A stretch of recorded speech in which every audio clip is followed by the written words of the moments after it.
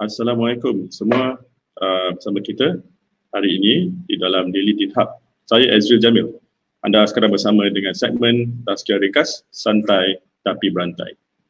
Allahumma salli salatan kamilatan wa sallim salaman tamman ala sayyidina Muhammadin.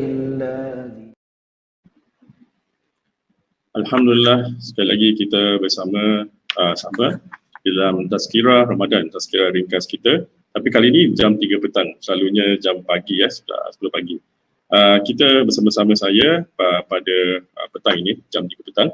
Bersama saya adalah orang saya hormati, iaitu Ustaz Ismail Ahmad, iaitu pengasas, saya berkatakan Darul Quran Al-Ajal and Services. Beliau juga mengendalikan kursus Imam Masjid, Ruqyah dan dioperasi pejabat beliau di Central Port Changi. Orang yang saya hormati juga guru saya masa muda-muda dulu guru saya yang mengajar asas Islam di Al-Ansar. InsyaAllah saya perkenalkan Ustaz. Assalamualaikum Ustaz, apa khabar? Waalaikumsalam warahmatullahi taala wabarakatuh. Alhamdulillah, sigap Ustaz hari ni kan? Lama tak jumpa Ustaz. Masya-Allah. Itu dia Ustaz. InsyaAllah, Alhamdulillah. Okay, Ustaz, hari ini program kita akan ringkas kita selama 1 jam dan sesi soal jawab Q&A kepada siapa-siapa yang telah masuk menonton program kita hari ini. Kita baru sahaja bermula, bolehlah dikongsikan, share, mudah-mudahan nampak manfaat dari perkongsian ringkas dari Ustaz Ismail Ahmad. Dengan topik yang kita pilih untuk kali ini ialah memburu Lailatul Qadar. Topik, ada orang menggunakan topik mengejar, apalah, kita menggunakan topik memburu Lailatul Qadar. Mungkin ada sebabnya sengaja bersungguh-sungguh untuk mendapatkan rahmat dari Allah Subhanahu Wa Taala dengan memburu Lailatul Qadar. Dari itu kita mempersilakan Ustaz untuk memulakan acara. Silakan Ustaz. Baik, bismillahirrahmanirrahim.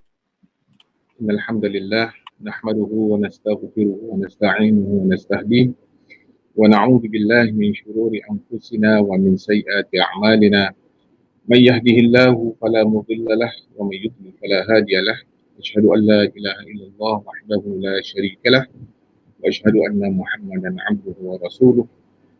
إلهنا أنت مقصودنا ورضاك مطلوبنا أعطنا محبتك ومعرفتك سبحانك لا علم لنا إلا ما علمتنا إنك أنت العليم الحكيم رب إنا نعوذ بك من همزات الشياطين ونعوذ بك ربنا أن يحضرون رب اشرح لنا صدرنا ويسر لنا أمرنا واحلل عقدة من لساننا يفقه قولنا ولا حول ولا قوة إلا بالله العلي.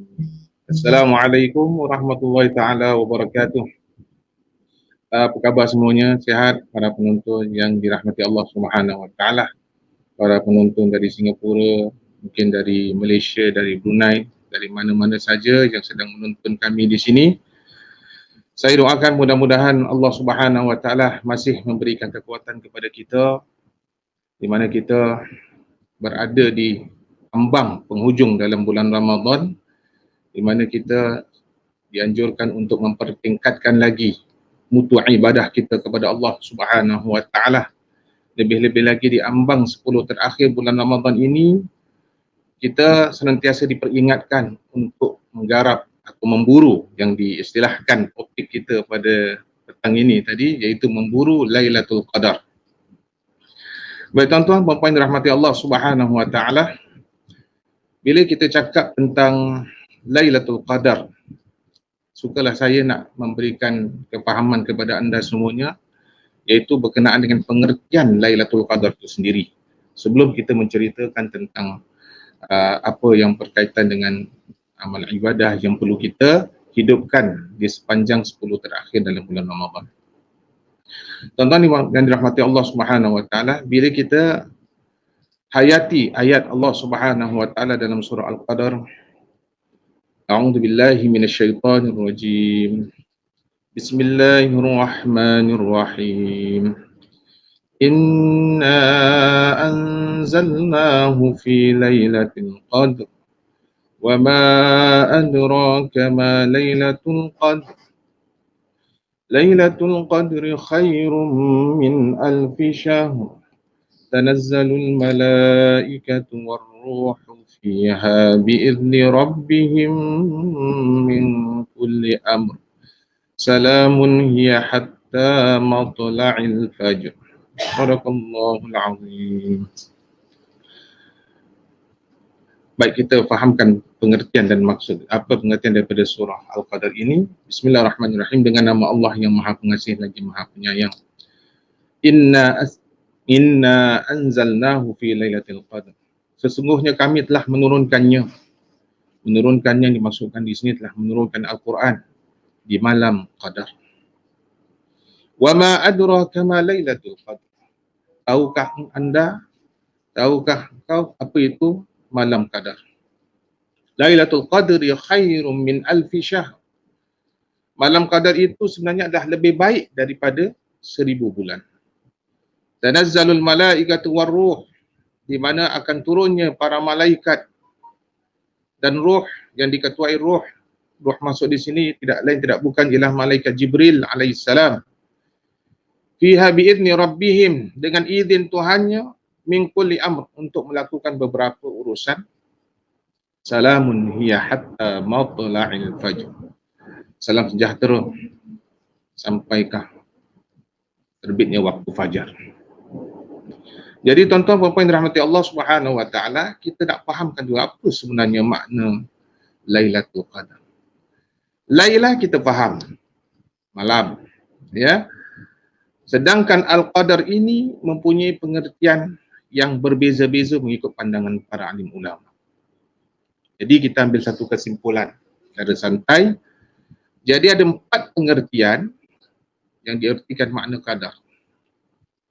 Pertama sekali, ini semua dapat menjadikan sebagai satu kesimpulan daripada apa yang terkandung dalam surah Al-Qadar tadi. Pertama sekali dikatakan qadar ni maknanya ketentuan. Allah Ta'ala mengatakan inna anzalna, sesungguhnya Allah Ta'ala telah menurunkannya, yakni Quran itu pada malam penentuan. Ada pendapat ulama mengatakan malam penentuan dimaksudkan di sini ialah sesuatu yang Allah Subhanahu wa taala nak menentukan kedudukan makhluk-makhluknya di dalam dunia ini. Sehingga dia mengatakan bahawa Allah akan berikan ketentuan 4 daftar kepada 4 malaikat Allah. Jadi tiap-tiap malam qadar saja Allah Ta'ala akan tentukan 4 daftar. Update, istilahnya update untuk tahun itu, apa yang akan berlaku. Allah akan menyediakan 4 daftar kepada 4 malaikat. Yang pertama sekali iaitu daftar rahmat.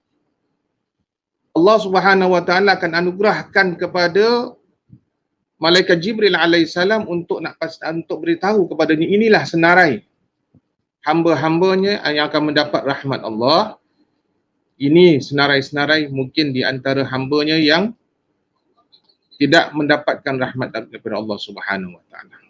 Jadi ini ketentuan sebenarnya tergantung pada keinginan Allah, sama ada Allah mungkin nak menguji kita atau mungkin dengan sebab perbuatan kita. Jadi kita berdoa kepada Allah Subhanahu wa taala. Sebab tu kita dalam bulan Ramadan dianjurkan supaya kita memperbanyakkan doa. Dianjurkan supaya memperbanyakkan kita mohon pada Allah agar Allah biarlah menentukan kita pada tahun ini dan seterusnya dengan penentuan-penentuan yang baik. Tapi dengan syarat tuan-tuan dan puan-puan rahmati Allah Subhanahu wa taala, penentuan tu hendaklah kita ikhtiarkan dengan diri kita untuk melakukan yang terbaik sebagai hamba Allah. Allah Ta'ala akan berikan ketentuan yang terbaik buat kita. Takut kalau kita tahun ini beza dengan tahun lalu, sikap kita, perangai kita, perbuatan kita, tingkah laku kita, kita tak tahu. Mungkin dengan sebab perbuatan kita, tingkah laku kita yang Allah Ta'ala tak redha, Allah Ta'ala datangkan satu ketentuan yang kita pada tahun ini tak dapat rahmat Allah Subhanahu wa taala. Ini yang kita minta supaya dijauhkan. Ini satu, rahmat Allah. Yang kedua, Allah Ta'ala akan berikan daftar rezeki.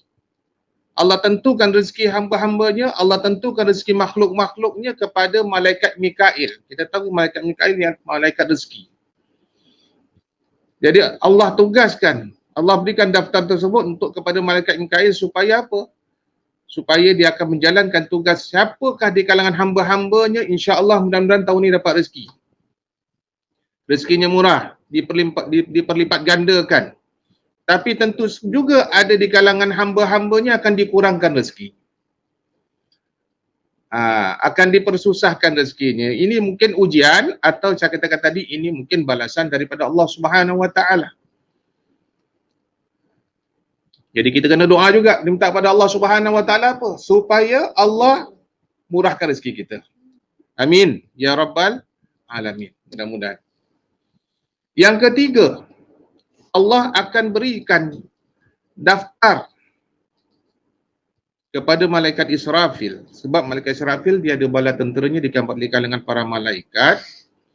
Yang di mana malaikat-malaikat ini menjalankan tugas kita lihat apa yang berlaku di alam sekitaran. Hujan, angin, ribut, ya, banjir, tanah runtuh, gempa bumi. Semuanya berlaku ni semua dengan kehendak, dengan ketentuan Allah Ta'ala. Tapi yang jalankan tugas ni siapa? Itulah para tentera-tentera malaikat Israfil. Malaikat-malaikat Allah Subhanahu. Jadi kita berdoa lagi pada Allah Subhanahu Wa Ta'ala, mudah-mudahan Allah amankan negara kita. Amankan negara. Macam kita lihat sekarang tengah musim COVID-19 Ini semua termasuk daripada bencana, memang Allah Ta'ala dah rancangkan sejak daripada azali lagi. Tetapi pada malam qadar yang lalu, pada tahun yang lalu mungkin sudah tertulis. Inilah akan berlaku pada tahun ini, COVID-19 yang akan melanda seluruh dunia. Akan terasa, kita kata, masalah yang dihadapi sekarang ni. Ini semua ketentuan Allah Subhanahu Wa Taala. Sekali lagi kita kata, sama ada ini berlaku kerana Tuhan nak menguji keimanan kita atau dengan sebab perbuatan kita. Ini ketentuan, Allah Ta'ala berhak untuk melakukan perkara tersebut. Dan manakala yang keempat, tuan-tuan, ini yang paling menakutkan, ialah ketentuan ajal. Jadi ketentuan ajal ni Allah berikan daftar kepada malaikat Israel, di mana di situ akan tersenarai siapa di kalangan tahun ini orang-orang yang akan dimatikan oleh Allah Subhanahu Wa Taala. Jadi malaikat Israel ni kalau betul bila malam qadar dia akan dapat daftar tu, dia akan baca, oh senarai dia ni akan dimatikan. Sedangkan kita tahu malaikat maut ini akan mengunjungi kita satu hari sampai 70 kali. Ada ulama kata 50 kali, ada kata 70 kali. Tapi pasal belum sampai masanya, malaikat maut cuma mengunjung sajalah. Ya. Tetapi kalau dalam daftar tu tercatat dengan nama kita, cuma kita tak tahu bila masanya, adakah kita tersenarai tahun ini ke tidak? Nah, macam mana sekarang pendapat anda? Bila cakap tentang ajal ni, kita nak berdoa tak? Minta pada Allah, ya Allah janganlah matikan kita. Jadi kalau kita minta rezeki, ya Allah berikanlah kita rezeki. Kalau bencana, ya Allah aman damaikanlah negara kita. Ya. Kalau cakap pasal rahmat, ya Allah rahmatilah kita. Tapi kalau ajal macam mana? Boleh cakap minta, ya Allah janganlah matikan kita. Lambat laun kita akan dimatikan juga. Mati tetap mati. Tetapi bila masanya kita akan dimatikan oleh Allah Subhanahu Wa Taala, tidak ada siapa boleh tahu. Kadang-kadang kita rasa sakit macam nak mati, tapi belum tentu meninggal. Yang sihat meninggal, yang duduk meninggal, yang jogging meninggal. Subhanallah. Jadi ini semua adalah ketentuan Allah Subhanahu. Sebab itu namakan Lailatul Qadri, malam ketentuan, yang di mana Allah ingin menentukan kedudukan makhluk-makhluknya dan akan diserahkan kepada 4 malaikat sesuai dengan apa yang Allah Ta'ala nyatakan dalam surah Ad-Dukhan ayat 4, fiha yufraqu kullu amrin hakim. Di dalamnya Allah Ta'ala telah membagi-bagikan dengan keadaan yang sungguh bijaksana. Baik, ini makna yang pertama. Kalau kita nak fahamkan makna qadar ni, makna-makna penentuan. Yang kedua, ulama mengatakan malam qadar ini tadi boleh diartikan dengan makna malam penilaian. Malam yang bernilai. Malam yang bernilai. Apa nilai dia? Kita rujuk daripada ayat yang saya baca tadi dalam surah Al-Qadar. Lailatul Qadri khairum min alfi syahr. Malam qadar itu lebih baik daripada 1000 1000 bulan. Jadi ulama mengatakan qadar ini ialah kadar pahala yang Allah berikan kepada kita kalau kita beramal dan menghidupkan, mengihyakan ibadah kita dalam bulan Ramadan.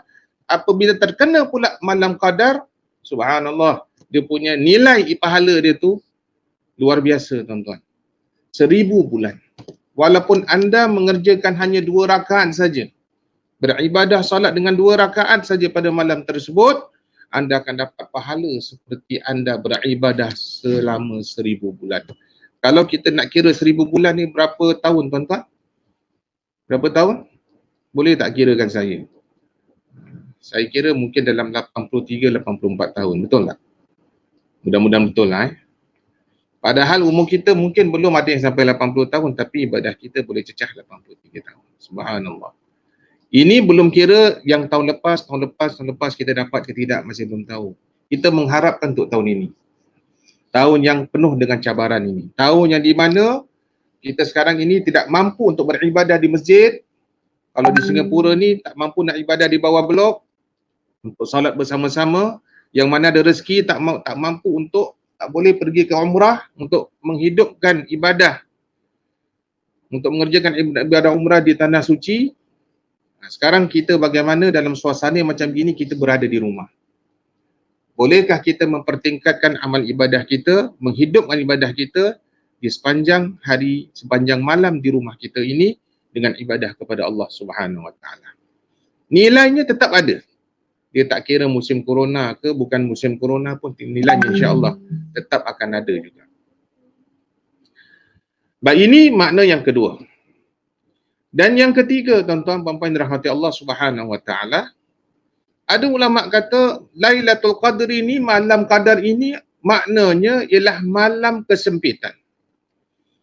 Qadarnya adalah malam yang terhad. Makna sempit, terhad kerana apa? Kerana bumi Allah Subhanahu Wa Taala pada malam tersebut akan dipenuhi dengan ramainya malaikat-malaikat yang turun daripada langit.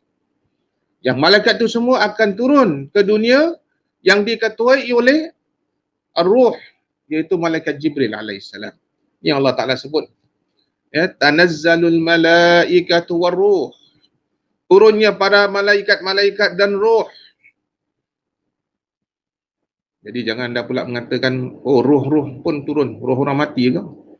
Maksud roh di sini ialah roh, istilahnya malaikat Jibril alaihissalam akan mengetuai malaikat-malaikat Allah memenuhi.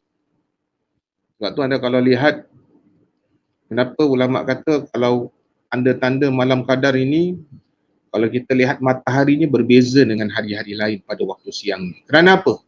Persediaan malaikat nak turun ke muka bumi dengan begitu ramai, terselindung. Jadi cahaya dia agak berbeza sedikit. Ya. Jadi apa tujuan mereka ni turun ke dalam muka bumi ini? Untuk min kulli amrin, untuk menjalankan berapa tugas, untuk memperlihatkan, untuk mengunjung manusia dalam dunia ni, khususnya orang-orang Islam kita, apa dia buat pada malam tersebut. Adakah mereka melakukan perkara yang disukai oleh Allah, ataupun mereka melakukan perkara yang melalaikan, yang melekakan, yang mensia-siakan waktu mereka? Itu sebab kalau kita lihat, tuan-tuan dan puan dirahmati Allah, malam qadar ini menjadi rahsia.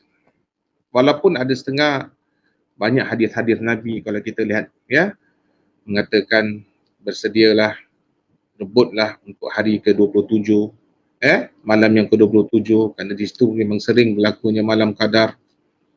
Ada pula hadis menggambarkan supaya kita kena hidupkan 10-10 harinya. Menghidupkan 10-10 harinya kerana apa? Sebab kita sangka malam ganjil. Betul, malam ganjil. Tapi kalau kita cakap tentang kuasa Allah, kalau Allah nak datangkan malam genap, boleh tak dalam 10 hari yang terakhir? Boleh ke tak boleh? Kalau ikut pada hak Allah. Tentu saja boleh. Sebab malam qadar nak beri pahala ni atau hak Allah Subhanahu Wa Taala nak beri kepada hamba-hambanya. Jadi kita jangan hanya malam ganjil saja kita hidupkan. Kita ihyakan hanya malam ganjil saja, malam. InsyaAllah hari ini malam berapa? Hari ini mungkin malam 21. Ya. Kita ada malam 23, kita ada malam 25, kita ada malam 27, kita ada malam 29. Anda mungkin menyebutkan diri anda, itu sebab kita kata hikmahnya kerana apa? Sebab manusia kalau tahu bila malam qadar tu tadi, mereka akan hilang ibadah pada hari yang lain, dia akan fokuskan pada malam tersebut. Manusia macam tu lah. Dia tak sibuk pada benda. Pasal apa dia tahu? Kalau dah memang confirm malam 27 lah umpamanya, kalau kita tahu malam qadar tu malam 27, tentu sekali dianggap dan 7 paling istimewa. Tak payah ibadah pada malam-malam lain pun dapat yang 27 tu dah mengatasi pahala yang lain. Jadi Allah Ta'ala sengaja rahsiakan. Allah rahsiakan. Macam mana Allah rahsiakan ajal kita? Macam mana Allah Ta'ala rahsiakan bilakah kiamat tu akan berlaku? Begitulah Allah rahsiakan malam qadar. Sebab ini malam special tuan-tuan. Tak ada pada malam-malam lain, di bulan-bulan lain. Sebab Allah Ta'ala kata khairun min alfi syahr. Lebih baik daripada 1000 bulan. Ini maknanya malam yang bernilai ini tadi. Kesempitan. Kesempitan dengan para malaikat-malaikat Allah, di mana Allah Subhanahu Wa Taala akan perintahkan malaikat, tengok, rayap kat dalam dunia, di seluruh bumi Allah, tengok keadaan manusia, apa yang mereka lakukan. Dan yang terakhir, ulama mengatakan malam qadar ni, Lailatul Qadar dikatakan makna malam yang bernilai. Malam yang mulia. Malam yang mulia. Maksudnya apa mulia? Dengan turunnya para malaikat-malaikat Allah, mereka akan turun, bukan sekadar turun tengok melihat saja. Yang Allah Ta'ala nyatakan di sini, salamun hiya hatta matla'il fajr. Mereka akan mengucapkan kata-kata salam, kata-kata kesejahteraan, tahniah siapa yang beribadah pada malam tersebut.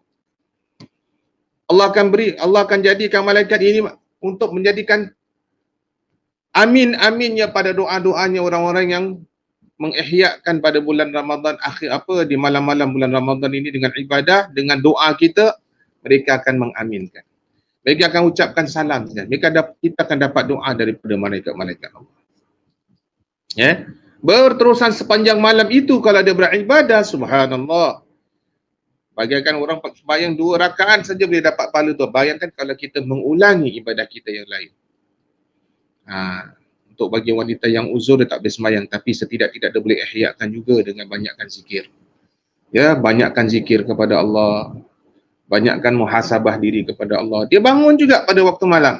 Jika orang sibuk bersembahyang, beribadah, dia sibuk berzikir kepada Allah, dia akan dapat fadilat yang sama. Rugi sekali kalau mentang-mentang dia uzur, wanita itu uzur, lepas tu dia tidur, dia tak ada ibadah, maka dia akan mengalami kerugian pada malam itu dengan pahala yang dijanjikan oleh Allah Subhanahu Wa Taala. Jadi inilah kita kata 4 maksud daripada makna Lailatul Qadri. Dan sebenarnya kalau kita lihat, bila para malaikat-malaikat ini turun, mereka mendoakan, mereka lihat, mereka rahmati, mereka mengaminkan. Di dalam kitab Tafsir Fakhrul Razi ada menjelaskan, ketika tugas mereka ni sampai terbit fajar, maknanya subuh saja sudah selesai tugas mereka. Jadi malaikat Jibril akan mengatakan kepada para malaikat yang lain, sudah tugas kita selesai, kita akan balik. Kemudian apa yang berlaku ketika itu? Ketika itu ada salah seorang daripada malaikat-malaikat Allah akan bertanya dengan malaikat Jibril alaihissalam. Dia tanya apa? Wahai Jibril, kita lihat tadi ramai yang beribadah kepada Allah, ramai yang mengihyakkan, menghidupkan dengan ibadah sampingan, yang mana zikir, yang mana baca Quran, yang mana salat malam. Subhanallah. Dan tak nafikan juga ada yang terleka, terlalai, terlepas. Berarti rugi. Kemudian bagi orang yang banyak ibadah ketika malam itu, kira-kira apa yang Allah Ta'ala pandang kat mereka? Apa pandangan Allah terhadap mereka yang beribadah pada malam tersebut? Maka malaikat Jibril menjawab, bahkan Allah akan pandang mereka dengan pandang yang penuh dengan kasih sayang. Bahkan Allah pandang mereka dengan pandangan yang dirahmati Allah. Allah Maha Kaya, tuan-tuan, Allah berikan semua apa yang dijanjikan. seberapa banyak pun hamba yang beribadah pada malam tu, bermilion-bilion manusia yang beribadah, trilion-trilion manusia yang beribadah pada ketika itu, Allah tu Maha Kaya. Allah mampu untuk memberikan ganjaran sebanyak-banyaknya. Melainkan pada 4 golongan. Jadi malaikat Jibril kata, melainkan 4 golongan ini, sungguh pun dia hidupkan pada bulan Ramadan, sungguh pun dia aktifkan diri dia untuk beribadah sepanjang bulan Ramadan daripada isyak sampai subuh sekalipun. Tapi kalau dia tergolong daripada 4 golongan ini, Allah Subhanahu Wa Taala tidak teragak-agak menolak ibadahnya. Siapa golongan 4 ni, tuan-tuan? Tuan-tuan semua yang dirahmati Allah. Pertama sekali, bagi mereka yang masih minum arak, na'udzubillah. Kadang-kadang ada orang tikad, ya, minum arak ni dah jadi kebiasaan dia. Mungkin dia nak berubah pada bulan Ramadan. Dia nak berubahlah, nak taubat nasuha, syukur alhamdulillah. Ada orang dia tengok bulan Ramadan ni bagi dia ni macam tak ada apa-apa je, biasa je. Kita ada mencari, kita ada berdoa, kita ada mengharap Allah panjangkan usia kita supaya kita dapat ketemu pada bulan Ramadan untuk beribadah. Banyak orang bermohon minta pada Allah usia sampai bulan Ramadan. Kadang-kadang bukan bahagian mereka. Mereka dimatikan oleh Allah SWT. Mereka dikembalikan kepada Allah dalam keadaan mereka yang hanya berdoa tetapi Tuhan tak kabulkan. Tapi ini peluang Allah hidupkan kita. Allah panjangkan usia kita. Jangan sampai kita sia-siakan ibadah kita sepanjang bulan Ramadan, lebih-lebih lagi di 10 terakhir ini. Jadi apa kita punya kejahatan yang kita lakukan, ini satu kias menunjukkan kepada kita apa? Kalau ini kias Nabi sebut minum arak, berarti jangan kita melakukan dosa-dosa yang besar. Lantas kita beribadah kepada Allah tapi hati masih belum ingin untuk meninggalkan dosa tersebut.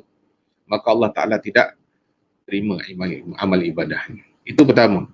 Yang kedua, orang yang menderhakai kepada orang tua. Jadi perkara kedua ni kena hati-hati, tuan-tuan.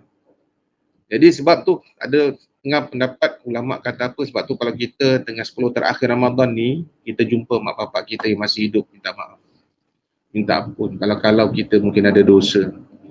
Kadang mak bapak kita ni kecil hati, makan masa lama, tuan-tuan.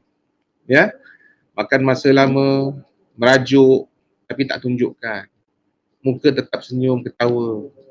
Ya, tapi kita tak tahu hati dia, mungkin dia ada pernah kecil hati dengan sebab kata-kata kita, dengan perbuatan kita, dengan tingkah laku kita, dengan ucapan kita. Ya, tapi kita sibuk-sibuk nak beribadah pada malam tu, nak kejarkan pahala yang banyak macam tu. Tapi dia lupa yang dia mungkin ada dosa dengan orang tua. Jadi macam sekarang ni, nak kita diambang 10 terakhir pada bulan Ramadan ni, tuan-tuan, ambillah kesempatan telefon mak bapak kita. Macam sekarang nak pergi pun susah, tak boleh. Pasal apa? Tengah COVID-19 kan? Disuruh untuk duduk kat rumah. Ambil telefon tanya khabar. Mak ayah apa khabar, sihat? Ni kita sekarang berada di 10 terakhir bulan Ramadan. Kalau saya ada salah, mak minta maaf ya. Ampunkan dosa saya, mak. Bapak kita kalau masih hidup, telefon kasih tahu, salam. Kalau dapat berjumpa lagi bagus. Apalagi kalau anda dapat satu rumah dengan mak bapak anda tinggal, lagi senang. Sebelum nak beribadah kepada Allah, nak dapatkan keredaan daripada Allah, minta keredaan daripada ibu bapa kita. Ingat Allah Ta'ala mengatakan ridha Allah fi ridha'il walidain. Keredaan Allah terletak di keredaan ibu bapa kita. Kalau mak bapak redha dengan kita, Allah redha. Bila Allah redha, bila kita ibadah kepada Allah, dalam malam Lailatul Qadar, mudah-mudahan bila dalam keadaan mak redha dengan kita, insya-Allah awak akan dapat apa yang Allah Taala janji.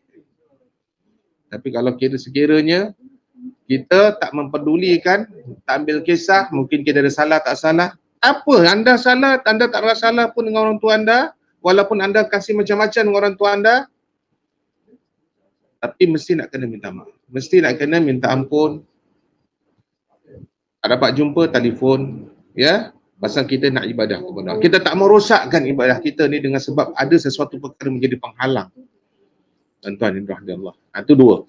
Yang ketiga, mereka yang memutuskan silaturahim. mereka putuskan silaturahim. Jadi kita nak beribadah kepada Allah ni, bukan hanya kita nak fikir tentang hablum minallah, hubungan kita dengan Allah, tapi kita nak kena juga jaga hubungan kita dengan manusia. Hubungan kita dengan manusia. Cuba muhasabah balik. Sebelum anda nak ibadah ni, awak ada bermusuh tak dengan kawan? Ada musuh dengan adik-beradik? Ada musuh dengan saudara mara? Ada musuh dengan sesiapa? Fikir. Sudah, kalau kita rasa ada, kita mengalah. Mengalah tak bererti kalah. Sekalipun kawan kita, ataupun siapa-siapa yang dah mungkin bersalah dengan dia, minta maaf. Apa? Kalau kawan kita, siapa-siapa pun tak nak maafkan kita, itu antara dia dengan Allah. Yang penting awak merendahkan diri, minta ampun pada Allah, minta ampun pada dia, minta maaf, ya, dengan sungguh-sungguh lah. Bukan kata, ya tuan-tuan, ada orang kata bermusuh, okey, ni kita stop musuh dulu, kita kawan, kita geng, nanti lepas hari raya kita musuh balik, Anda tak bolehlah buat macam tu, tuan-tuan, Maknanya bila kita minta ampun, minta maaf pada kawan kita yang sedang bergaduh, yang sedang berselisih ni, minta maaf dengan penuh keikhlasan. Ikhlas. Istilahnya kita kata apa? Kosong-kosong. Kita tak ada dosa dengan dia, dia pun tak ada dosa dengan kita. Ya, merendahkan kita. Dan yang keempat, mereka yang melakukan dosa-dosa besar.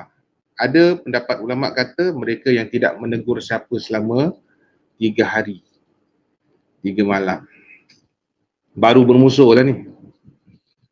Jadi ini adalah 4 golongan yang kita make sure jangan ada ini dalam diri kita. Dosa besar hindarkan. Ya, siapa minum arak berhenti, bersungguh-sungguhlah taubat pada Allah Ta'ala, inginkan perubahan dalam diri kita. Cukuplah bencana alam di luar sana menakutkan kita. Cukuplah sekarang semenjak di belakang-belakangan ini, musibah di sana sini yang mengerikan kita. Walaupun kita berdoa pada Allah, mudah-mudahan kita nak jadi seorang muslimah pada tahun yang baik, yang solehah, yang mukmin, mukminah, solehah. Ya. Jadi, oleh kerana besarnya ganjaran pahala Allah Ta'ala janjikan dalam malam Lailatul Qadar, itu sebab Rasulullah sallallahu alaihi wasallam memesan kepada kita, ya, memesan kepada kita apa dia? Dalam kata-katanya, harrau Lailatul Qadri fil witri minal ashril awakhir min syahri Ramadan. Rebutlah malam qadar itu pada setiap keganjilan pada 10 terakhir dalam bulan Ramadan. Jadi kalau kita nak selamat, kita jangan pilih-pilih lah. Anda mungkin sangkaan anda malam 21 ke, malam 23 ke, malam 25. Anda jangan sangka-sangka macam tu. Sembayang je ibadah 10 terakhir. Ingat, setiap detik, setiap saat, setiap minit dalam bulan Ramadan tu sangat berharga bagi kita. Bagi orang yang betul-betul menghargai kedudukan bulan Ramadan. Tak kira siangnya, tak kira malam. Dua-duanya sangat dijaga, sangat dihargai. Lebih-lebih lagi akhir Ramadan. Jadi kita nak kena jaga ibadah kita. Mungkin kita pada bulan-bulan lain jarang kita qiyam. Mungkin jarang kita baca Quran. Pergiatkanlah pada kesempatan inilah. Kesempatan Ramadan yang sekarang kita lalui sekarang ini. Banyakkan qiyam. Kalau dulu kita jarang qiyam, lebihkan qiyam. Qiyam tak semesti malam, siang pun anda boleh qiyam. Anda boleh salat duha, anda boleh salat taubat, anda boleh salat hajat, anda boleh salat apa sajalah. Ya. Minta tips pada orang-orang alim, ya. Malam terus kita punya sembahyang sunat wuduk, kita boleh sembahyang tahajud, sembahyang taubat, sembahyang hajat, sembahyang tasbih, apa-apa semua kita boleh lakukan. Siang boleh, malam. Tahajud tentu malam sekali lah. Jadi faedah dia apa? Bila kita mendirikan ibadah dengan bersolat sunat, apa kata Rasulullah? So mengatakan man qama lailatul qadr imanan wa ihtisaban ghufira lahu ma taqaddama min dhanbi. Barang siapa yang berqiyam pada malam qadar dengan penuh keimanan, dengan penuh sungguh-sungguh, dengan penuh perhitungan, Allah akan ampunkan dosa-dosanya yang telah lalu. Mudah-mudahan. Ini sekarang pertengahan Ramadan ini kita harapkan pengampunan. Sebab di awal Ramadan Allah dah curahkan rahmat pada kita. Allah dah bagi kita semangat untuk beribadah. Semangat untuk kita laksanakan salat tarawih walaupun di rumah kita. Sepatutnya kita boleh bergiat lagi pasal kita dah tak payah pergi masjid. Memang kita terasa. Ya, kita dah biasa pergi masjid, tentu kita rasa sedih. Ya, kita rasa satu kelainan. Tapi tak apa, jadikan rumah anda di sini, di mana-mana pun. Jadilah rumah anda taman daripada taman-taman syurga. Jadilah rumah anda masjid daripada masjid-masjid yang anda inginkan. Bersama-samalah kita dengan ahli keluarga kita beribadah beramai-ramai, berjamaah, salat berjamaah, baca Quran sama-sama, qiyam sama-sama. Jangan dah tak ada bezanya antara tahun ini dengan tahun yang sudah. Patut tahun ini kita lebih banyak kena muhasabah diri. Tahun ini kita kena banyak fikirkan tentang kesilapan dan dosa kita. Kenapa ini melanda kepada seluruh dunia? Tidakkah anda pernah berfikir bahawa ini mungkin ada banyak kesalahan yang berlaku di kalangan kita? Kalau orang kafir anda jangan cakap lah. Orang tahu apa kan, tak dapat hidayat. Tapi yang kita orang Islam, kenapa perkara ini boleh berlaku dengan keadaan yang dahsyat? Jadi itu satu perkara yang kita dah alhamdulillah dah memahami dan mengerti. Satu lagi perkara tentang apa yang berkaitan dengan peristiwa malam qadar. Dalam satu riwayat, ini cerita tentang ada orang bertanya, kenapa Allah Ta'ala sebut lebih baik daripada 1000 bulan? Kenapa tak lebih daripada itu atau tak kurang daripada itu? Kenapa? Apa cerita tentang 1000 bulan malam qadar yang Allah Ta'ala sebut khairum min alfi syahr? Jadi di sini ada riwayat daripada Ibnu Jarir dan Mujahid dalam penerangan mereka mengatakan apa, rupa-rupanya ada satu peristiwa. Rasulullah sallallahu alaihi wasallam pernah menceritakan seperti mana diriwayatkan oleh Ibnu Abbas radhiyallahu anhu, katanya apa? Peristiwa berkenaan dengan 1000 bulan ni tadi yang saya sebut tadi, dia ada satu peristiwa pada zaman Bani Israel. Ada satu hamba Allah yang namanya Syama'un Al-Ghazi, dalam satu riwayat mengatakan apa, dia ni hidup pada zaman Bani Israel. Kerjanya secara sendirian, dia tak kerja secara berjamaah. Apa yang dia lakukan selama 1000 bulan ni? Dia punya kerja siang, dia berjuang di jalan Allah. Malam, dia beribadah kepada Allah. Siang dia berjuang, siang dia berjihad. Siang dia angkat senjata, jihad di jalan Allah. Tapi malam dia, bukan kata penat siang berjuang, malam tidur. Tak ada. Kita kebanyakan macam tu. Dah siang penat kerja, malam tidur. Tapi dia punya pekerjaan yang dia buat secara rutin, siang dia berjihad di jalan Allah, malam dia beribadah kepada Allah. Dia dapat laksanakan tugasnya hariannya itu tadi selama 1000 bulan. Anda bayangkan. Kita mungkin boleh kuat beribadah pasal faktor usia kita. Faktor kita punya kekuatan. Bila dah makin lama, kekuatan kita dah makin kurang, betul tak? Kita sampai 40 tahun, dah sakit tu sakit ni, dah 50 tahun, tambah lagi sakit, dah 60 tahun, dah macam orang tua dah. Ini kan lagi bagaimana ibadah dia, ini bukan dia ibadah daripada lahir, tidak. Mungkin daripada daripada usia dia. Usia dia adalah usia remaja. Dia menghidupkan hari-hari, tugasan dia hari-hari. Selama 1000 bulan. Dia siang berjuang di jalan Allah, tapi dia malam dia beribadah kepada Allah. Berarti orang ini kurang tidur, kurang istirahatnya, tapi lebihnya pada ibadah. Dia boleh melakukan selama 1000 bulan, Allah puji dan Allah rakamkan tentang perbuatan itu tadi dalam surah Al-Baqarah. Tapi Nabi SAW mengatakan apa? Dengan awak sembahyang ibadah cuma 2 rakaat, walaupun 2 rakaat sekalipun, pada malam tersebut awak akan dapat pahala sama seperti awak beribadah 1000 bulan. Tapi jangan mentang-mentang saya cakap macam ni, anda pun ambil 2 rakaat sudah cukup dah dapat 1000 bulan, tuan-tuan. Jangan. Kita selagi mana ada tenaga, ya, kita pergiatkan. Awak boleh buat lebih daripada itu, lagi bagus. Jadi sekarang kita ni tengah dalam perjuangan, di satu medan yang sepatutnya kemuncak ibadah kita ni mesti nak kuat lagi. Hilangkan kemalasan, hilangkan sesuatu yang melalaikan, buang sesuatu yang melekehkan. Kalau anda orangnya tengok TV, suka tengok TV pada bulan Ramadan, macam dah tak ada beza Ramadan dengan Ramadan, dengan tanpa bulan Ramadan anda tengok TV begitu, kurangkan. Sudah, tutup TV.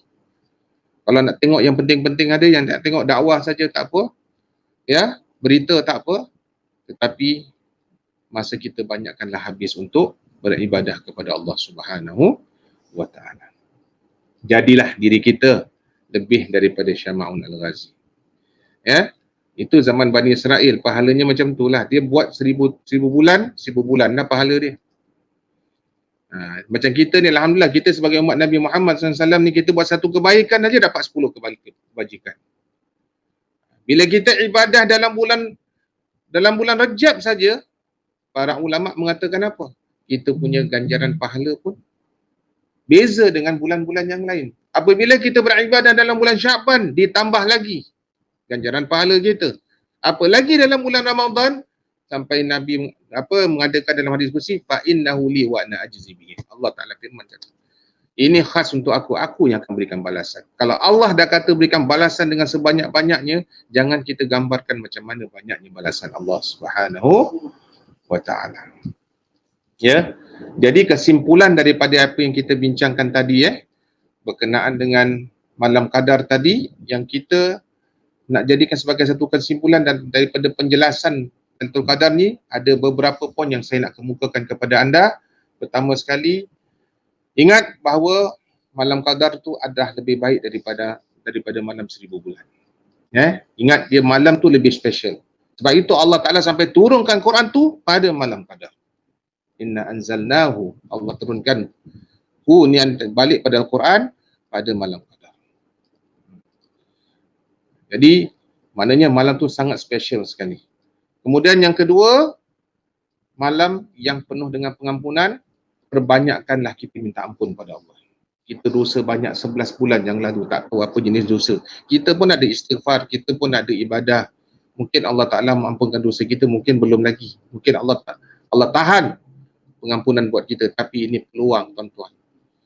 Bila Nabi kata di pertengahan bulan Ramadan Allah bagikan pengampunan, berarti pertengahan tu sampai penghujung. Jadi jangan kita lepaskan peluang untuk minta pengampunan pada Allah Ta'ala. Sebenarnya kalau kita ibadah puasa pun dengan penuh sungguh-sungguh pun dapat pengampunan. 2 rakaat dapat pengampunan. Apalagi anda bertadah tangan bermohon pada Allah, minta Allah ampunkan dosa kita. InsyaAllah. Ya, itu yang kedua. Yang ketiga, ingat malam tersebut, malam qadar ini adalah malam keberkatan. Malam keberkatan. Sebab tu kalau kita lihat Imam Al-Qurtubi menuliskan arti dari malam, makna malam berkat ni maksud dia apa? Daripada ayat Allah, inna anzalnahu fi lailatin mubarakah. Ya, kami telah menurunkan Quran di malam yang penuh dengan keberkatan. Itu artinya apa? Itulah malam Qadar. Kemudian dinyatakan oleh Imam Al-Qurtubi. Dan kerana apa? Berkatnya apa? Kerana Quran berturun sama pada malam tersebut. Jadi itu sebab kenapa pada bulan-bulan Ramadan Nabi memperbanyakkan ibadah 2 antaranya. Banyakkan qiyam, banyakkan baca Quran. Sebab Quran diturunkan pada malam Qadar. Sekaligus malam Qadar berlaku pada salah satu daripada malam-malam bulan Ramadan di akhir. Jadi itu sebab Nabi mempergiatkan diri dengan apa? Banyak membaca Al-Quran. Di samping qiyam, mohon ampun, istighfar dan sebagainya, baca Quran itulah di antara yang paling banyak Nabi lakukan. Okey. Kemudian yang keempat, ingat kesimpulan pada malam Qadar akan turun malaikat-malaikat Allah dengan ramainya malaikat Allah. Tak tahu berapa jumlahnya, sampai bayangkan matahari ketika itu berubah. Suasana siang, pada waktu siang matahari agak berubah daripada waktu-waktu biasa. Ini kerana apa? Persiapan mereka untuk memberikan ucapan salam, mengaminkan doa kita, menjadi saksi kepada mereka hamba-hambanya yang mempergiatkan dengan ibadah kepada Allah. Mereka akan jadi saksi nanti di akhirat. Aku lihat hamba ini sedang duduk bertafakur. Aku lihat hamba ini tengah buka baca Quran. Aku lihat hamba ini sedang berdiri untuk mendirikan ibadah tengah malam. Rahmatilah mereka. Ini ada doa khas malaikat doa. Jadi saya rasa sekadar inilah untuk saya sampaikan untuk kesempatan ini ya. Saya minta maaf lah kalau sekiranya dalam ceramah santai saya ni tidak begitu detail tetapi inilah kemampuan saya untuk saya sampaikan kepada anda. Mudah-mudahan kita semua sama-sama, kita, saya, anda, semua sekali umat Islam kita jaga ibadah kita, pergiatkan ibadah kita dalam bulan Ramadan ini dengan sungguh-sungguh. Ya, jadikan kelainan ibadah kita pada tahun ini daripada tahun-tahun yang sudah. Ya, jadikan kalau kita ni nak jadi pemurah yang luar biasa pada tahun ini dibandingkan yang sudah. Memang kita tahu kita punya ekonomi akan terjejas. Tapi kita kena ingat Rasulullah pernah cakap dalam satu hadis, dalam hadis kursi Nabi pernah mengatakan, bahawa Allah Ta'ala berfirman, apa kata Nabi? Aku lebih suka orang kaya bersedekah, tapi aku lebih suka orang miskin yang bersedekah. Nampak? Di antara salah satu daripada hadis kursinya, aku suka orang kaya bersedekah. Orang kaya memang dia sepatutnya bersedekah sebab dengan kekayaan dia. Tetapi aku lebih suka orang yang susah duit, orang yang miskin, walaupun ekonomi agak terhad, tetapi dia keinginan untuk bersedekah, maka itu lebih baik daripada orang yang kaya yang bersedekah. Jadi saya percaya semua orang terjejas, ekonomi anda semua sangat terjejas, tapi itu tak menjadi penghalang kita untuk jadi orang yang pemurah. Ya, kerana hikmah kita berpuasa ni pada bulan Ramadan, tujuannya ialah untuk kita dapat menghayati. Nilai dia apa? Untuk menghayati keadaan orang-orang yang tak punya makan minum yang cukup. Ya, orang-orang yang terdiri pada mereka golongan fakir miskin. Sebab tu diadakan zakat fitrah, diadakan zakat harta dibayar pada bulan Ramadan. Kenapa? Nak menolong, membela nasib-nasib orang-orang yang terdiri daripada orang al-fuqara wal masakin. Jadi mudah-mudahan Allah Subhanahu Wa Taala rahmati kita insya-Allah. Mudah-mudahan Allah Taala berikan kita kedudukan yang baik. Kita akan dapat darjat takwa. Mudah-mudahan insya-Allah. Bagaimana Allah Taala kata la'allakum tattaqun, mudah-mudahan kita jadi orang yang bertakwa, yang beriman, yang soleh, yang mukmin, solehah, mukmin, mukminah. Mudah-mudahan yang bertakwa. Dan mudah-mudahan kalaupun kita dimatikan, mati dalam keadaan husnul khatimah insya-Allah. Mudah-mudahan amin ya rabbal alamin. Baiklah, sekadar itu untuk saya sampaikan. Sikit sebanyak minta maaf kalau ada kekurangan. Itu saja. Wassalamualaikum warahmatullahi wabarakatuh. Waalaikumsalam warahmatullahi wabarakatuh. Terima kasih Ustaz, walaupun ringkas dan padat, penuh tuntas saya untuk hari ini. Saya macam masuk kelas Ustaz 20 tahun yang lampau. InsyaAllah. Sedang kita mengejar memburu Lailatul Qadar untuk mengejar 1000 bulan. Jangan lupa semoga kita tidak atau terhindar dari 4 golongan yang Ustaz sebut tadi 4 golongan tadi, minum arak, menderhakai orang tua, untuk satu rahim dan melakukan dosa-dosa besar. Betul Ustaz? Betul. InsyaAllah. Mudah-mudahan siapa yang masih menonton kami di sini bolehlah membuatkan soalan, mengajukan soalan di ruang komen untuk Ustaz soal jawab lah untuk tazkirah kita untuk kali ini. Dan siapa yang baru masuk yang terlepas, kami akan, ni ada sesi recording yang kita boleh upload nanti di ruangan YouTube kami, di pihak video, tapi di ruangan Azril Jamil Official boleh subscribe sekali lah untuk video ni kali ini, insyaAllah. Okay Ustaz, kita teruskan dengan sesi kita untuk soal jawab. Boleh Ustaz? Ustaz dah kupas tadi tentang amalan-amalan yang patut kita buat, lakukan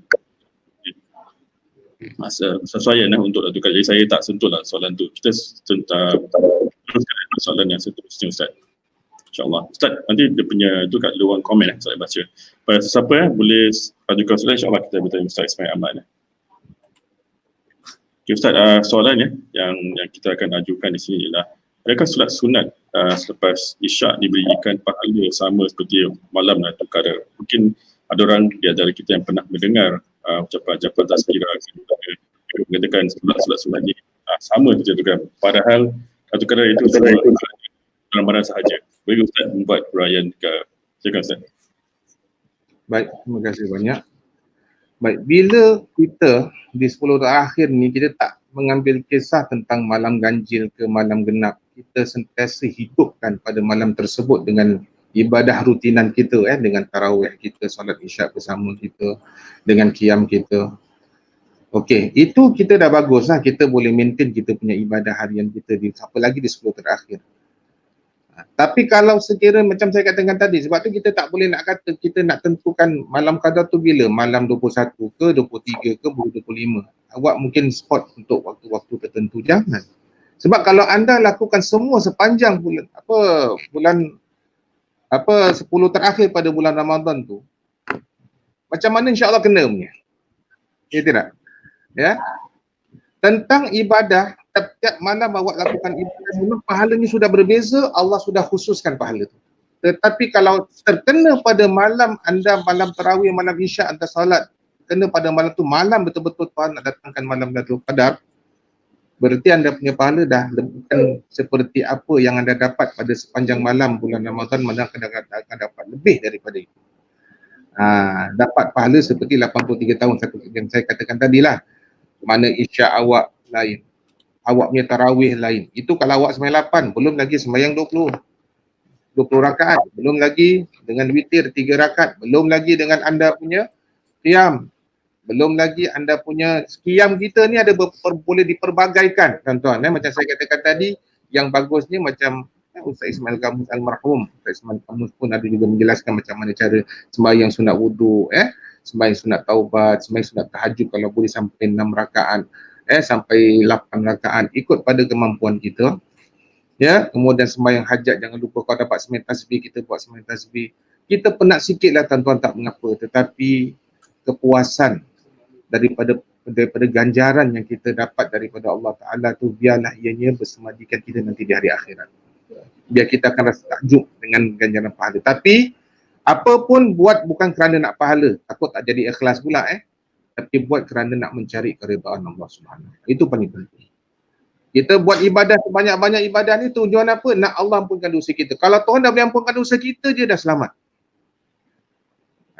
Kalau anda diberi pilihan ampunkan dosa dengan banyak pahala, anda pilih yang mana? Kalau Cik Izrin macam mana kalau dikasih pilihan macam ni dua ni? Awak nak ampun dosa ke? Ampunkan dosa Ustaz. Pahala betul-betul syurga kan? Ampun dosa Ini yang paling penting. Sebab dengan pengampunan dosa, sebab itu kenapa setiap lepas solat fardu saja kita suruh baca apa? Allahumma innaka afuwun tuhibbul afwa fa'fu anna, selalu banyakkan bacaan itu. Malah itu yang dianjurkan Rasulullah kepada Siti Aisyah. Kalau kita malam hari kita tak boleh qiyam, nak boleh apa-apa, kita nak boleh buat amal ibadah lain, banyakkan baca Allahumma innaka afuwun tuhibbul afwa fa'fu anni. Dia minta ampun pada Allah. Kalau Allah dah ampunkan dosa kita, kalau kita dalam ibadah yang terampun dosa, beza dengan kita beribadah belum terampun dosa. Walaupun kita mengharapkan ganjaran pahala yang banyak. Ya tidak? Jadi insya-Allah mudah-mudahan bila kita dapat pengampunan, semuanya akan jadi barakah hidup kita. InsyaAllah, mudah-mudahan. Wallahu a'lam bishawab. Alhamdulillah Ustaz. Alhamdulillah. Ustaz mungkin silakan pada siapa yang baru masuk tu boleh ajukan soalan. Ada Mulazim Suhud, insyaAllah. Safri Yahya pun ada dalam, Muhammad Johari, terima kasih kerana sudi menonton dan harap dikongsikan sebagai manfaat untuk semua orang. Topik kita hari ini iaitu memburu Lailatul Qadar.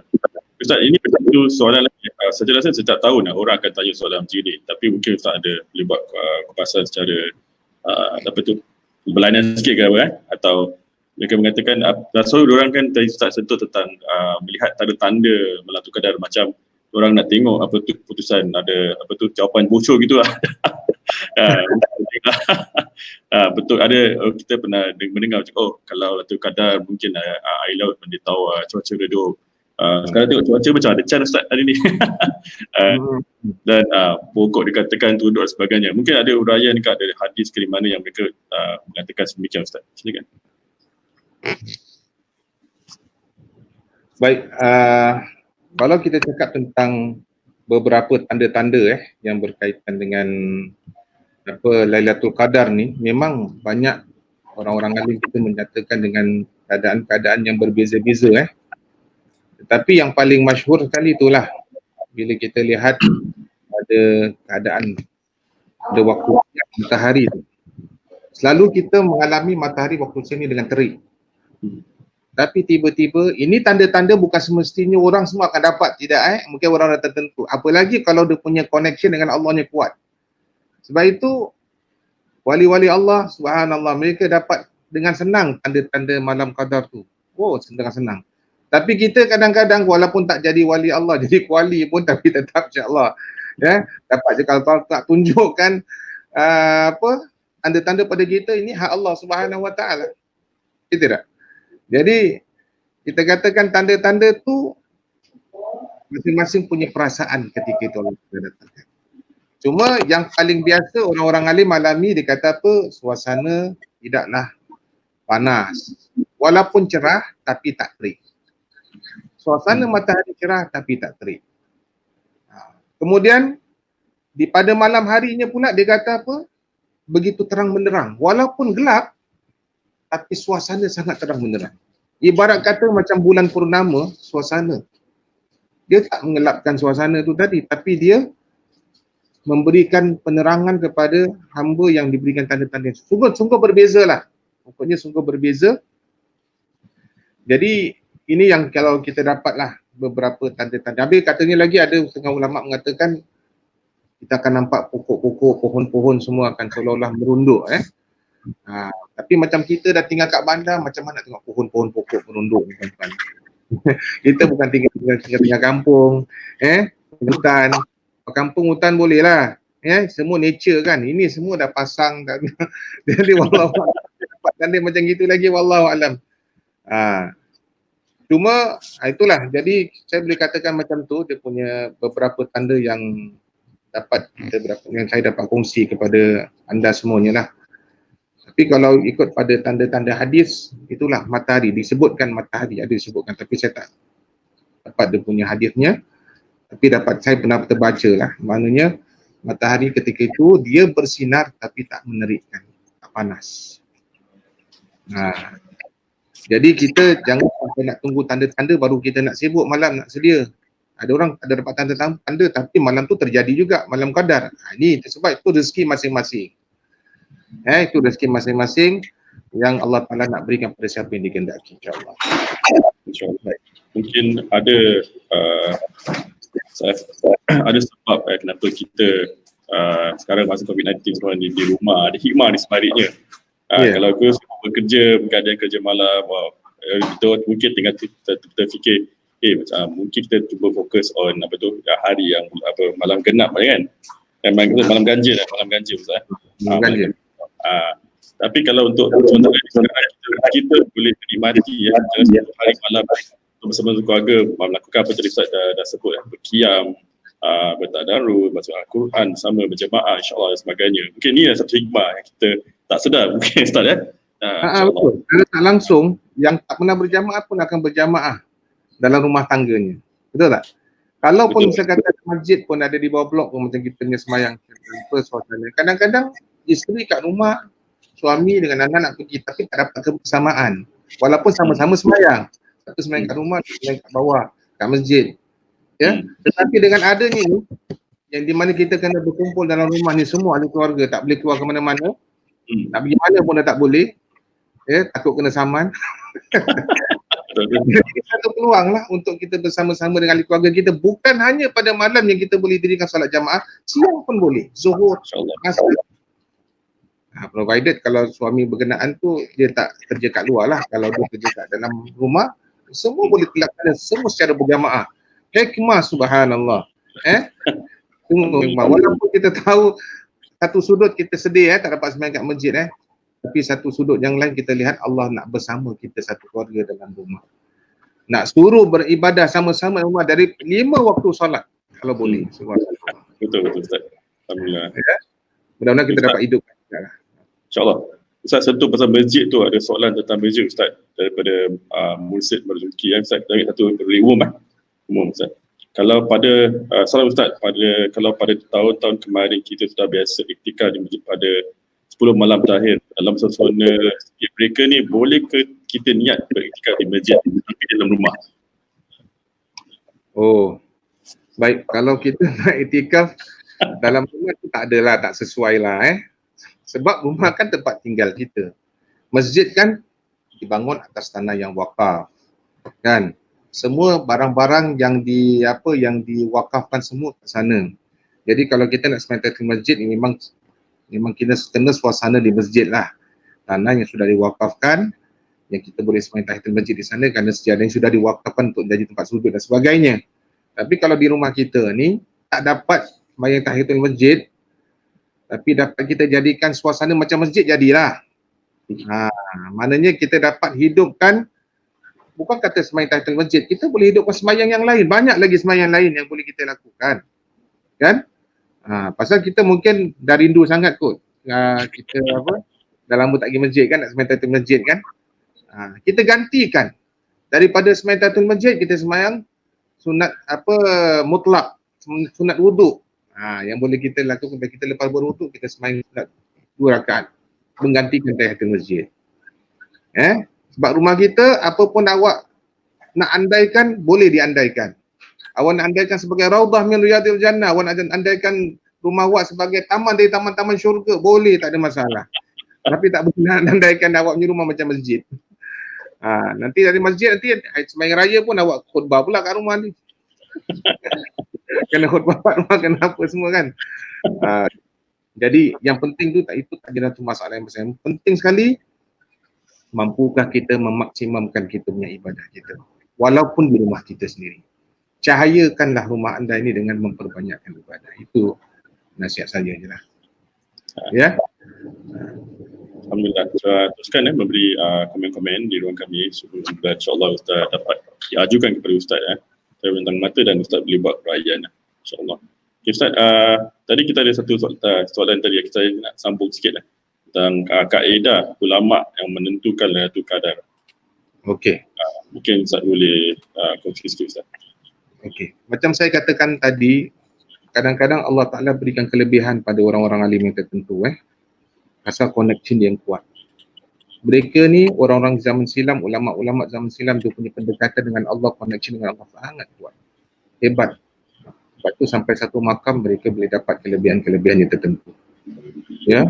Jadi umpamanya saya ambil petikan daripada petua Imam Al-Ghazali rahimahullah. Imam Al-Ghazali ada memberikan kaedah dia atau dia punya penentuan.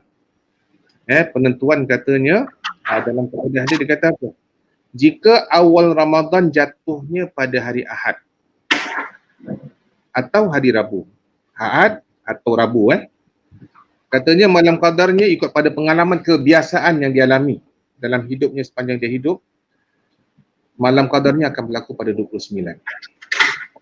Malam 29 itulah malam qadarnya. Tapi kalau dia punya jatuh Ramadan tu hari Ahad, hari Rabu. Jadi ingat tak kita punya Ramadan start bila? Hari apa? Hari apa? Dah lupa dah. Ustaz, sekarang holiday pun dah lupa Ustaz. Pasal dah duduk rumah semua, apa dah lupa Hari Ahad? Jumaat Bukan hari Jumaat? Hari Sabtu. Tak apa. Masih ada sempat, anda boleh check. Boleh check jadual tarikh kalender. Jumaat Ustaz, 24 kan? Kan? 24 kan? Jumaat jadi maknanya kalau kata Imam Ghazali mengatakan lagi, kalau awal Ramadannya jatuh pada hari Isnin, maknanya malam qadarnya akan berlaku pada malam 21 katanya. Okey. Kalau awal Ramadan jatuhnya pada hari Selasa atau Jumaat, ni baru ketemu kita punya tarikh ni. Katanya Lailatul Qadar akan jatuh pada malam 27. Subhanallah. Ini yang banyak hadis keluar ni tentang malam 27 ni, Nabi suruh standby, Nabi suruh bergiatkan ibadah pada malam 27. Kebetulan pula. Dan kalau awal Ramadannya pula jatuhnya pada hari Khamis. Hari Khamis Jadi malam qadarnya akan berlaku pada malam 25.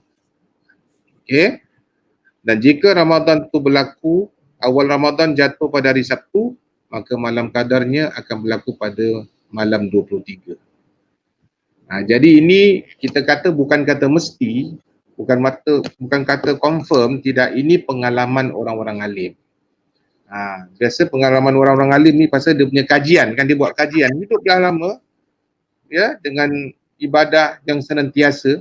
Mungkin Allah Ta'ala berikan dia petunjuk, Allah Ta'ala berikan dia taufik, hidayah, kita tak tahu. Ini pengalaman yang dikongsikan. Mungkin iya, mungkin tidak. Kan menjadi satu kemestian.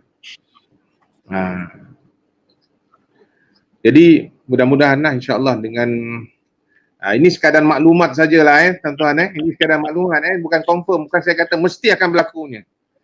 Ini hanya satu pengungsian mengikut pandangan para alim ulama seperti Imam Al-Ghazali dan banyak lagi lah ulama-ulama yang lain yang mempunyai tanggapan-tanggapan yang berbeza-beza.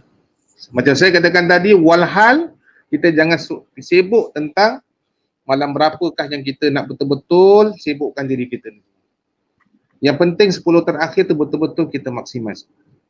Sekarang kita tahu Hari Raya pun dah tak lagi mana-mana lagi. Apa lagi awak nak buat? Orang kata nak buat persiapan Hari Raya orang pun tak boleh datang rumah kita. Tengah CB tak boleh datang. Kan? Kita pun tak boleh pergi kunjung rumah orang. Jadi jangan fikir Hari Raya lagi awak nak fikirkan ibadah, mana nak buat persiapan. Itu. Yang penting kita sibukkanlah sebab akhirnya betul-betul lah. Kita tak tahu tahun depan ada tak suasana macam ini lagi ke tidak. Sedangkan memang dah banyak orang merasakan hikmahnya terlalu besar. Tahun ini punya ibadah. Hikmah. Kebaikan dia, kebagusan dia tu kat situ. Wallahu a'lam. Alhamdulillah. Harap semua dapat tulis nota-nota tadi dan bukan satu kemestian. Mungkin ramai Ustaz dengan cantik sekarang 27, 29. Kita start. Kita ambil dari soalan ada sikit masa lagi. Daripada Mulazim Suhud. Ni tentang tarawih tentang tarawih tak ada kena dengan kadang, tapi tak apa kita ambil soalan ni. Ustaz, adakah pahala solat sunat 11 rakaat tarawih kurang daripada solat tarawih 23 rakaat? Mungkin Ustaz boleh buat pencerahan Ustaz tentang solat ni. Soalan daripada Mulazim Suhud. Itu macam boleh saya lagi. Okay. Jadi sebenarnya tak bolehlah kata sama kan. Orang sembahyang 8 dengan sembahyang 11 mana boleh sama? Maksud dia kata sembahyang 11 rakaat dengan 23. Yalah, maknanya sembahyang 8 tarawih sama 3 witir. Dengan 20 rakaat dengan 3 witir. Jadi 23. Tentu tak sama. Lagi banyak awak ibadah, lagi banyak pahala awak akan peroleh.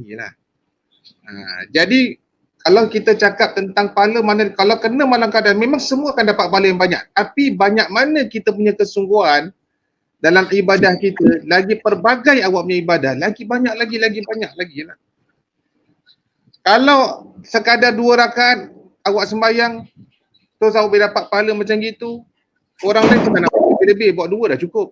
Betul tak? Izrin. Betul. Jadi lebih banyak kita boleh hidupkan pada malam tu. Sudahlah kita tarawih dengan kita sembahyang sunat qabliyah ba'diyah, kita sembahyang sembahyang wajib, kita cukup jaga.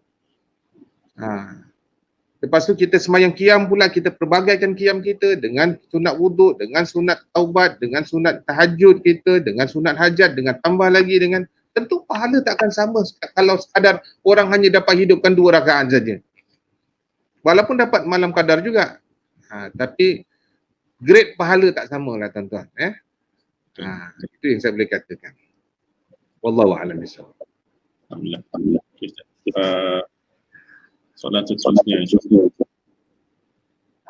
Ustaz, soalan seterusnya. Apakah pencanggahan yang sering dibuat oleh masyarakat Islam ketika di akhir Ramadan? Saya boleh sentuh topik ni. Mungkin tak banyak orang akan kupas pencanggahan. Macam tadi Ustaz, orang fokus on memburu kadar. Tadi Ustaz sebut tentang golongan-golongan yang tidak mendapatnya. Mungkin dalam soalan ini kan, apakah pencegahan? Mungkin apa yang kita selalu buat yang bercanggah, mungkin kita gunakan masa ni untuk terbetulkan, insyaAllah Ustaz, sebagai manfaat. Silakan Ustaz. Dia pencanggahan tak nampak apa tahu. Bukan nampak pencanggahan dia kita buat perkara khurafat, tidak. Tapi pencanggahan yang salah faham orang. Bila di akhir-akhir Ramadan, orang dah cenderung jiwa hati dia kepada keduniaan. Itu pencanggahan yang kita nampak. Selalu tiap-tiap tahun. Macam kita lihat awal Ramadan, orang penuh sana sini, penuh dengan tarawih. Tapi kenapa di akhir Ramadan makin kurang? Ini pencanggahan namanya. Kenapa kita tak boleh hidupkan awal Ramadan sampai akhir Ramadan dengan suasana yang sama? Kenapa ada jurang perbezaan? Ini tak tahu Cik Izril, ni kita ni Ramadan dah tak ada bazar, tak ada apa lagi? Apa lagi nak buat? Kalau nak kata cat rumah, kedai cat masih tutup lagi, tak buka lagi. Betul. Jadi awak dah tak ada cat, dah tak ada gelang, dah tak ada apa semua. Beli belah semua dah tak ada. Kan? Jadi sekarang seharusnya tak banyak percanggahan. Ini percanggahan yang paling common sekali lah. Itu satu soal apa? Kecenderungan jiwa kita kepada keduniaan. Yang kita nampak satu percanggahan yang berlaku. Yang kedua, kita tengok. Kita puasa juga tapi makanan pun kita nak tukar-tukar, upgrade. Jadi akhirnya kita ni makan makin lama makin menuju ke arah pembaziran kadang-kadang. Ya. Patutlah sekarang ni memang kita tak boleh pergi bazar-bazar Ramadan, tak ada. Tapi kita online pun boleh tahan juga, banyak juga Cik Yusri. Boleh pilih nak makanan apa, makanan tu, makanan ni, makanan tu. Tapi mampukah kita makan kesemuanya? Kadang-kadang tengah lapar ikut hawa nafsu. Jadi akhirnya pembaziran tu berlaku di saat-saat akhir Ramadan. Kita akan jadi makin penat dengan makanan kita. Kita akan jadi macam mabuk, kita akan jadi macam dah tak larat, tuan-tuan. Jadi kita punya semangat, kita punya ibadah yang kita jaga daripada awal, bila di akhir akan berlaku percanggahan macam itu. Kerana apa? Soal makan minum tu pun jadi faktor juga. Perbelanjaan, Lepas tu kita punya ibadah, kita tengok selalu macam malam raya je kita tengok. Kadang malam raya je orang dah sibuk dengan ketupat, lontong dan sebagainya, masak. Okey? Patutnya pada malam terakhir macam ginilah para alim ulama, orang-orang soleh, hatta Nabi, para sahabat lebih menghidupkan di akhir-akhir 10 terakhir sampai malam raya pun disuruh pergiatkan diri dengan ibadah. Tapi ini kita tak nampak pada masyarakat kita. Dah buat persiapan. Yelah Ustaz, hari raya, kata hari raya ni hari kemenangan. Betul. Tapi awak kalau nak siapkan awak punya persediaan rumah awak untuk hari raya, kenapa tak boleh siap awal-awal? Bukan bulan Ramadan orang datang rumah awak, semua orang tak kuasa datang rumah. Semua masing-masing sibuk kat rumah masing-masing kan. Anda boleh buat persiapan. Apa nak tukar langsi sebelum Ramadan lah. Jadi biar rumah kita hari raya dulu dalam bulan Ramadan. Sebelum orang datang. Ini tidak. Kita dah cenderung jiwa kita. Jadi ibadah ni dah makin kurang. Ini percanggahan yang kita nampak yang paling common sekali. Yang tak tahu kenapa masyarakat kita tak boleh ubah dalam perkara itu. Sibuknya pada apa? Makan, minum. Sibuknya pada apa? Pakaian-pakaian, dah sibuk membeli belah. Tengok bazar mula-mula kosong kan hari pertama kan. Tapi bila hari akhir-akhir, kalau bazar tu kalau masih ada, penuh tak? Izrin? Kan? Wah. Dah jadi terbalik. Jadi akhirnya nafsu kita ni dapat kemenangan di akhir Ramadan. Yang kita dapat kemenangan di awal Ramadan, nafsu dapat kemenangan di akhir Ramadan. Ini percanggahan yang kita nak kena buat satu perubahan lah. Ni tak tahu keadaan suasana dah CB ni macam mana keluar suasana. Kita dah tak boleh gigi gelang, dah tak boleh pergi mana-mana. Kita tengok ada perubahan apa yang kita boleh buat untuk kita hidup masa panjang dengan Ramadan ni. Jadi inilah percanggahan yang biasa berlaku di kalangan masyarakat kita. Wallahu a'lam. InsyaAllah. Alhamdulillah. Kita pun dah menjangkau lebih dari 1 jam Ustaz ya. Terima kasih Ustaz pencerahan dan tazkirah ringkas tentang topik kita memburu Lailatul Qadar. Semoga apa yang telah disampaikan bermanfaat, apa yang kita dapat dielakkan, kita dapat jadi berempat golongan itu dan melakukan apa-apa yang pencapaian dari Ustaz sebutkan. Ustaz, sebelum kita akhiri perbincangan ini, bukan nak masuk asar sebentar lagi. Mungkin Ustaz boleh perkenalkan apa yang servis-servis yang Ustaz adakan di Darul Ajal tadi kan Ustaz. Kalau kurang mungkin saya letak poster di antaranya. Ustaz membuat rawatan ruqyah. Mungkin Ustaz boleh terangkan apa lagi servis yang Ustaz buat di Darul Ajal tadi. Okey, baik. Untuk pengetahuan anda semuanya, sebenarnya saya ni berkhidmat sebagai tenaga guru mengajar lah, bahagian keagamaan. Saya memang ada syarikat saya sendiri, Darul Ajal and Services di Singapura, dan memang office saya di Changi Road lah. Semua ada tertera, kat sini ada tertera, tak ada pasal kita belajar syarikat, tak ada kat sini. Tapi di Geylang, orang kalau pergi, orang Malaysia pun tahu juga, kalau pergi Singapura, Geylang semua orang tahu. Ya. Ada kedai minyak Caltex sebelah bangunan Caltex itulah bangunan Centroport, di mana saya di tingkat 0506. Jadi unit saya mengendalikan kelas-kelas pengajian, ya. Umpamanya khusus imam muazzin. Dulu saya aktif kat masjid-masjid di Singapura, ya. Tapi semenjak kalau saya dah ada tempat saya sendiri, saya lebih aktif di di pejabat saya lah, di pusat pengajian saya Darul Ulum Al-Ajyal. Jadi memang saya banyak mengendalikan kelas-kelas imam muazzin.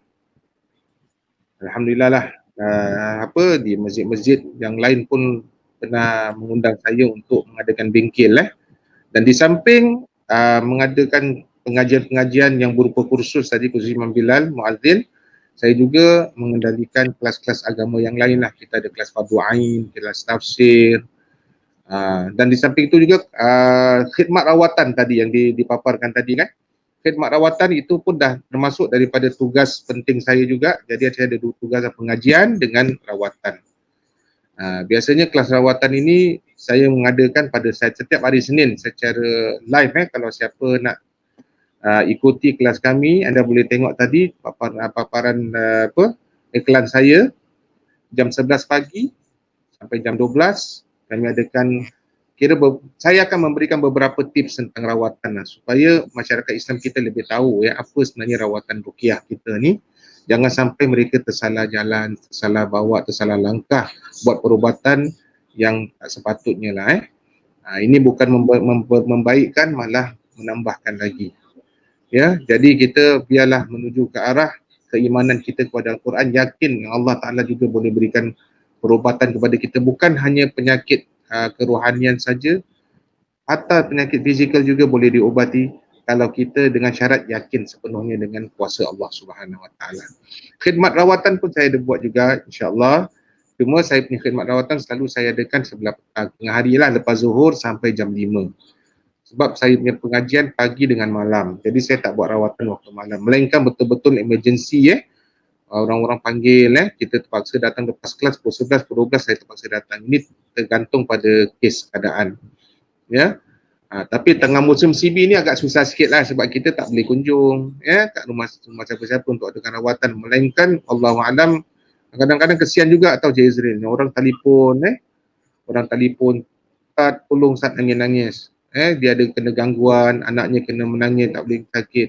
Padahal kita tak tahu adakah ini boleh dianggap sebagai pekerjaan essential yang seperti mana yang kita nyatakan. Kalau doktor dia boleh pergi rumah orang untuk berobat, takkan kita sebagai pakar dalam urusan masalah penyakit dalaman macam gini penyakit spiritual ni, takkan kita tak boleh datang.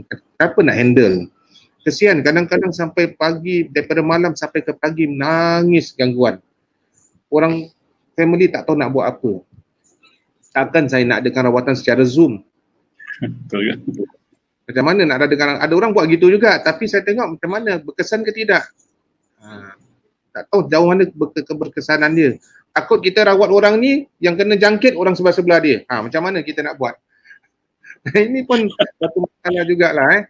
Semua saya haraplah kalau boleh macam kita menjadi merupakan pakar perubatan ni, diberi kebebasan juga untuk merubat. Bukan kita saja-saja nak pergi, tapi kita nak tolong, nak bantu. Sebab kadang-kadang orang sangat memerlukan. Macam orang sakit perlukan doktor, macam itulah. Kadang-kadang orang ada sakit spiritual macam ini, sakit dalaman, sakit gangguan, dia perlukan pakar untuk datang. Jadi kita tak tahu macam mana benda ni boleh kita lakukan ke tidak tengah musim CB ni. Saya harap kalau dapat lakukan, kita akan boleh lebih ramai lagi. Kadang saya ada tanya orang, ada telefon siapa-siapa, semua tak datang. Boleh datang tapi standby 10,000. Yalah, pasal kalau kena saman kan 10,000. Betul tak? Kalau awak boleh nak panggil saya, boleh awak standby 10,000 kalau saya kena saman awak bayar. Sedap pula kalau kita nak cakap macam ini. Betul tak?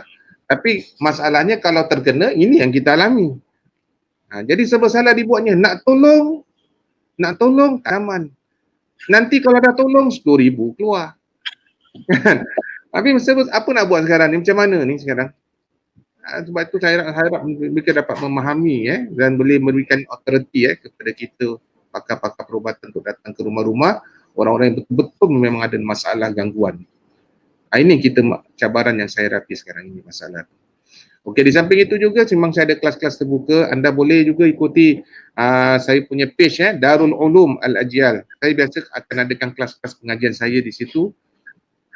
Dan banyak-banyak kelas lagi saya adakan, insya-Allah. Anda boleh tengok di Facebook private saya lah, Ismail Ahmad Al-Ajyali. Kadang-kadang saya keluarkan post-post pengajian-pengajian yang kalau anda nak ikuti, anda boleh ikuti, insya-Allah. Mudah-mudahan dapatlah kita sama-sama manfaat.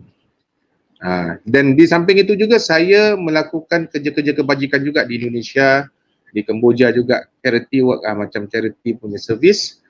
Macam sekarang ni Alhamdulillah, walaupun saya tak dapat kunjung, biasa saya bulan Ramadan saya tak ada kat Singapura, 10 hari, 11 hari saya pergi keliling Indonesia, pergi Kemboja untuk adakan sumbangan sempena bulan Ramadan.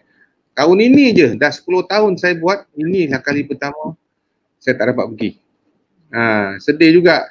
Orang-orang kampung sana semua dah tanya, mana Ustaz tak datang? Saya tak datang tak apa, tapi sumbangan insya-Allah datang. Jadi yang penting kita punya amal jariah kita tetap kita dapat salurkan. Anda boleh lihat dah segala apa yang saya usahakan di Facebook saya. Mudah-mudahan anda berkenan, mungkin nak support ke apa, insya-Allah mudah-mudahan sama-sama kita saling tolong membantu antara satu sama lain. Wallahu a'lam. Itu saja. InsyaAllah.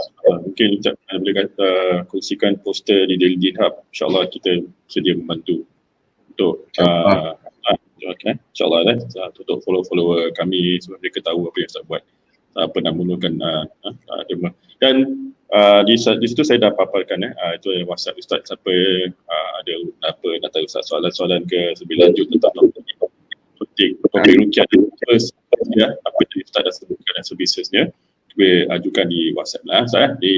Saya letak Ustaz dah berjual, boleh letak handphone number situ paparkan insyaAllah. Ya. Itulah Ustaz, nanti saya lepas ni kita end broadcast, saya berikan bilangan mungkin ada caranya untuk dapat exemption for essential service. Okay, saya kenapa saya kesian dengan keadaan orang-orang yang telefon ni, banyak selalu telefon pula tu waktu malam pula tu. Kadang waktu ada juga, tapi kadang orang tengah, ini kan kita tak menduga masalah-masalah. Betul. Okay. Alhamdulillah. Sebenarnya Daily Deen Hub telah mengadakan tazkirah ringkas sejak daripada April kita mulakan dengan Ustaz Hairi dan sebagainya yang Allah telah maklumkan para penonton yang saya hormati, dan semua ini tidak berlaku kerana tidak ada penaja-penaja khas daripada untuk menaja program-program kami, insyaAllah. Dan sekiranya anda berminat untuk menaja program kami selanjutnya, boleh diutarakan di PayNow di nombor situ dan di bank transfer lah. Kita boleh meneruskan dakwah-dakwah kami melalui online. Sekarang dah tak lagi masjid kan. So ini adalah wadah yang kita gunakan sekarang, Zoom, Streamia dan sebagainya. Walaupun kita tak beri ke rumah, tapi ilmu dan amalan teruskan. Terus. Allah. Ya, Ustaz, saya rasa kita patut ingin akhiri majlis ini dengan doa dulu Ustaz. Silakan Ustaz. Okey, bismillahirrahmanirrahim. Mari sama-sama kita menendahkan tangan, kita berdoa kepada Allah agar Allah Ta'ala berkati majlis kita ni dan berkati Cik Izril kita ni yang mengadakan Tungkus Lumus dengan ceramah daripada mana-mana para pensyarah di luar negara, dalam negara kita ni. Mudah-mudahan Ta'ala berkati hidup beliau, insya-Allah. Amin ya rabbal alamin. Dan juga badan inilah apa nama badan kita ni? Daily Deen Hub. Mudah-mudahan sentiasa berkekalan dan menjadi sumber pengetahuan kepada semua pihak, insya-Allah. Mudah-mudahan.